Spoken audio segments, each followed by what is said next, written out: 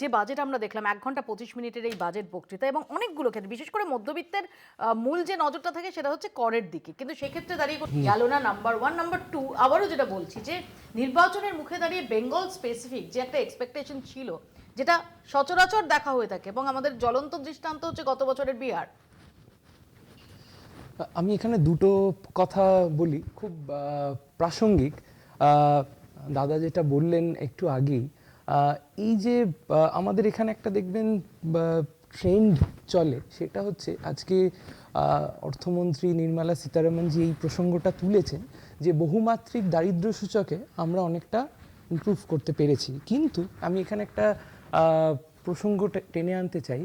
World inequality report 2026-এ দেখানো হচ্ছে, এবং এটা খুব উদ্বেগজনক, শীর্ষ 10% আয়ভোগকারীর হাতে মোট 58% ইনকাম রয়েছে। এটা সাধারণভাবে আমরা যেটাকে কে বলে আসি, যে যারা উচ্চবিত্ত তারা উচ্চবিত্তর দিকে যাচ্ছেন, এবং যারা নিম্নবিত্ত তাদের যে গ্রাফটা সেটা আরো নিচের দিকে, এবং নিচের যে 50% তাদের হাতে মোট 15% আয় রয়েছে। এবং সম্পদের ক্ষেত্রে টপ 10%, শীর্ষ 10% মানুষের আছে 65% আয় রয়েছে। খুব হালের এই রিপোর্টটি বিশ্ব বৈষম্য আয় নিয়ে।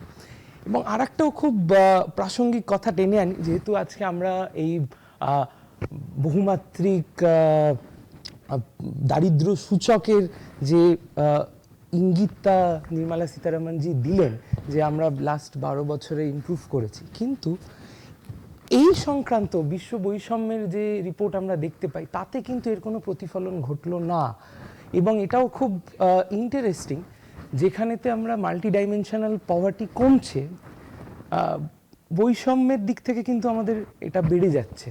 তার মানে যে আয় এবং সম্পদ, সেটা সেই যে আমাদের অর্থনীতির তথ্য আছে ট্রিকল ডাউন করবে, তার মানে সেটা ট্রিকল ডাউন করছে না, কনসেন্ট্রেট হচ্ছে ওই টপ 10% বা 1%-এর হাতে। এটা একটা ইন্টারেস্টিং। সেকেন্ড যে দিকটা আমি একটু জাস্ট তুলে ধরতে চাই, আপনি করের কথাও বললেন, আমি করের প্রসঙ্গের আগে আর একটা দিক একটু হাইলাইট করি, যেটা আমার মনে হয়েছে খুব প্রাসঙ্গিক, এবং আমি খুব আগ্রহের সাথে অপেক্ষা করছিলাম যে ন্যাশনাল এডুকেশন পলিসি, এডুকেশনের জন্য যে সীমা বেঁধে দিয়েছে সেটা 6%। ন্যাশনাল হেলথ পলিসি, যদি আমি খুব ভুল না বলে থাকি, সেটা 2.5%, 2.5%।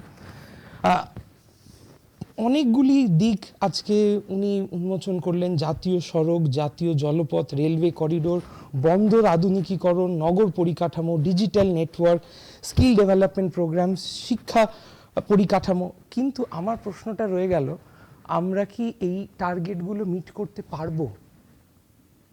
এটা অ্যাজ আ ইন্ডিভিজুয়াল, আমরা যারা এই সোশ্যাল সেক্টরের সাথে জড়িত রয়েছি, শিক্ষা ব্যবস্থার সাথে, কোথায় অনেক জায়গায় আমি দেখলাম যে ফান্ড জেনারেট করা হয়েছে এবং দেওয়া হয়েছে শিক্ষাক্ষেত্রে, সেটা কি পর্যাপ্ত?